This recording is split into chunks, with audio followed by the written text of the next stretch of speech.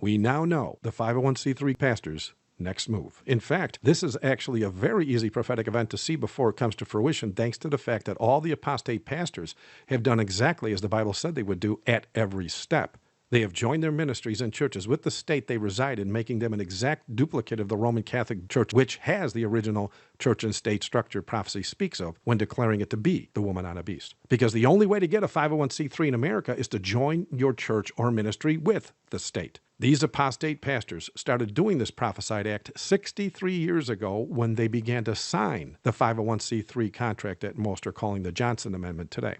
Then, after the Vatican knew they had all the churches in agreement with them, as was also prophesied, on March 7th, 2006, the pastors were given the legal right to stand as legitimate government agents thanks to George W. Bush's pen on that date via his executive order 13397. That just happened to be exactly 1,685 years to the very day since pagan ruler Constantine signed the Roman Day of the Sun into law on March 7th, 321 AD. And he did this to make it a legal day of worship, which then became the very first Sunday laws, thereby initiating the very first official Sunday Sabbath for the Bishop of Rome. And yes, that means all those Sunday-keeping pastors throughout history and on all the pulpits today lied when they said the Sunday Sabbath started 3 centuries earlier at the resurrection of Jesus Christ. I mean, you simply cannot fake well-documented historic record.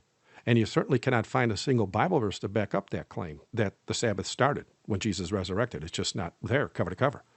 In fact, I recently offered $5,000 cash to anyone that can, and years ago I offered $10,000 cash.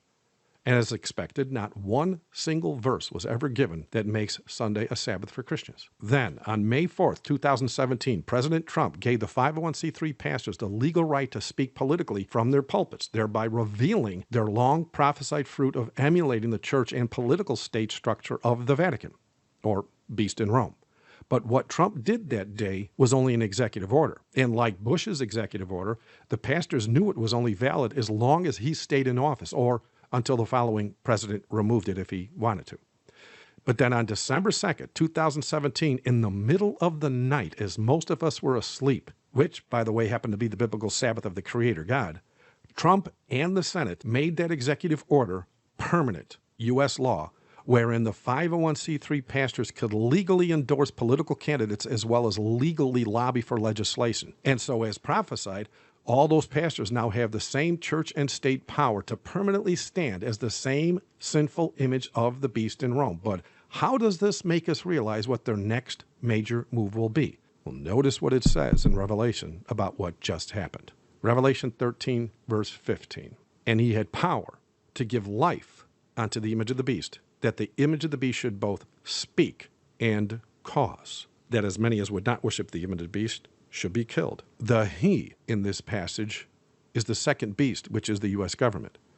What just happened in the middle of the night last week was the second beast just gave life onto the image of the beast, which is in fact all the government-approved 501c3 pastors. They are now a legal, permanent church and political state power. And just so you know, the prophetic term speak means to lobby or legislate law. The prophetic term cause means to enforce the law they passed. And no, this doesn't mean they're going to enforce the mark of the beast next week. They are no doubt going to test the waters and pass a few religious laws, maybe 1 or 2, who knows. But now they have the power to enforce the mark of the beast because they now have the exact same power as Rome, church and state power. And so, for all those lying pastors out there that have stated for literally decades that we, the obedient people of God, have been lying about their 501c3 being the prophesied fulfillment of the image of the beast, how is it that everything that was supposed to happen that makes it become the express image of the Roman Catholic Church and political state power have actually happened exactly as the Bible said it would? In short, and as was prophesied, all 501c3 pastors, preachers, and teachers are now biblically proven to be the many false prophets that Jesus Christ warned us about in Matthew 24:11. That means if you are in a 501c3 church, you are under the tutelage or guidance of an actual false prophet. You need to leave that church immediately, just as Jesus said in Revelation 18. For if you disobey your Lord now and are found in the apostate churches when he returns, you will most assuredly be left behind when his obedient bride rises with him to New Jerusalem. Thank you for watching. God bless.